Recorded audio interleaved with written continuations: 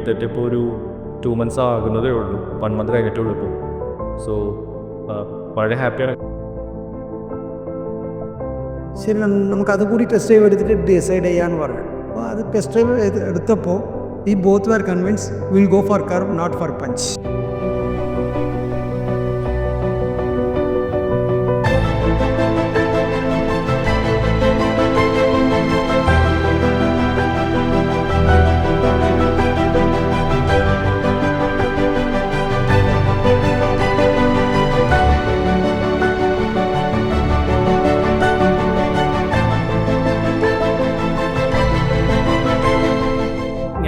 ഞാൻ വില്ലൊന്നും എക്സ്പെക്ട് ചെയ്തില്ല എന്താ സംഭവിച്ചു ഒന്ന് പോയി നോക്കാമെന്നുള്ള രീതിയിലാണ് വന്നത്. ബട്ട് ഇവിടെ വന്നു കഴിഞ്ഞപ്പോൾ ബിയോണ്ട് ദ എക്സ്പെക്ടേഷൻ ആയിരുന്നു. ഇവരെല്ലാം അവർ നന്നായിട്ട് അവർ ചെയ്തിട്ടുണ്ട്.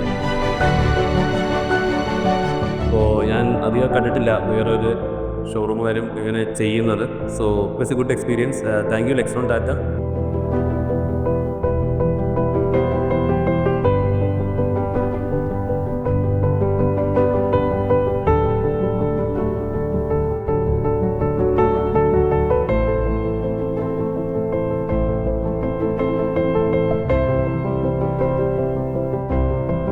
ടാറ്റ ഇതിൻ്റെ ഒരു ഫസ്റ്റ് ഇമേജ് പുറത്തുവിട്ടപ്പോഴൊക്കെ ഞാനിത് നോക്കിയിരിക്കുന്നതാണ്, ഇവൻ ജപ്ലാർ ഇങ്ങനെയൊക്കെ. Flash of A second curve came ഉണ്ട്.